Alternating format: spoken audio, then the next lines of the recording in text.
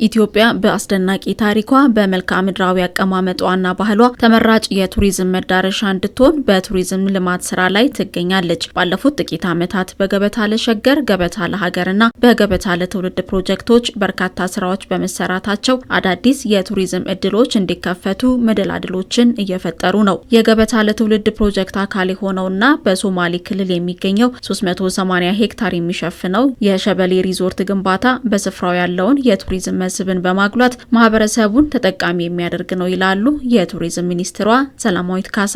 ገበታ ለሸገር ተብሎ ከዛ ገበታ ለሀገር ገበታ ለትውልድ ብለን አሁን የደረስንበትንና በተለይ ደግሞ ለቱሪዝሙ ትልቅ ጸጋን ይዞ የመጡ ፕሮጀክቶች ናቸው።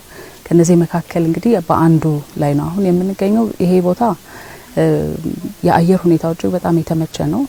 ከዛ ባሻገር ግን በቀጥታ ከቱሪዝም ጋር ደግሞ ስናገናኘው አካባቢው ላይ በጣም እምቅ የቱሪዝም አቅም አለ፣ ከዚህ በፊት ያልተጠቀምንበት በአግባቡ ማለት ነው። እና የነዚህ የገበታ ፕሮጀክቶች ዋነኛ ዓላማ ደግሞ እንደ ሀገር ያለንን ተሸፍነው የቆዩትን ግን ደግሞ ለኢኮኖሚ በአጠቃላይ ደግሞ ለሀገር ግንባታም ትልቅ ሚና የሚኖራቸውን ሀብቶቻችንን ገልጦ ማሳየት እና ደግሞ ለጥቅም ማዋል ለአካባቢው ማህበረሰብ፣ ለክልሉ ብሎም ለሀገር ጥቅም ላይ ማዋል የሚል ዓላማን ያዙ በመሆናቸው የሱ ጥሩ ማሳያ ነው ይሄ ፕሮጀክት ብለን መግለጽ እንችላለን። ግንባታው ተፈጥሯዊና ባህላዊ እሴቶችን አጣምሮ መያዙ ደግሞ ኢትዮጵያ ለያዘችው የአረንጓዴ ሽፋንን የመጨመር ውጥን ትልቅ ድርሻ ይኖረዋል። ደግሞ እነዚህ ማረፊያ ቦታዎቹ ከባህሉ ጋር የተጣጣሙ ናቸው።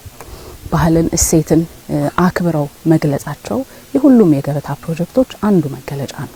ሁለተኛ ከተፈጥሮ ጋር የተዋሃዱ መሆናቸው ነው። ይሄን ፕሮጀክት ተከትሎ ጹም አረንጓዴ የመሆን የችግኝ ተከላ መርሃ ግብሮች በጣም በስፋት ሲከናወኑበት ነበር። ብዙ ተቋማትም እንደዚሁ ሲመጡና ችግኝ ሲተክሉ ነበርና ይሄ በራሱ ደግሞ አረንጓዴነትን የመሳብ አቅምም አላቸው ማለት ነውና ከተፈጥሮ ጋር መዋሃዳቸውም ሌላው ነው። የውጭ ጎብኚዎች ቁጥር እንዲጨምርና ተወዳዳሪ ለመሆንም በውጭ የሚኖሩ ኢትዮጵያውያንና ትውልደ ኢትዮጵያውያን ትልቅ ድርሻ አላቸው። በጣም በከፍተኛ ሁኔታ እንግዲህ ለውጥ ያመጣሉ ብለን የምንጠብቀው በተለይ በዚህ ዘርፍ ላይ ይሄ አካባቢው አየሩን ፈልገው በተለይ አጎራባች ሀገራት ከፍተኛ የሆነ ፍላጎት አለ።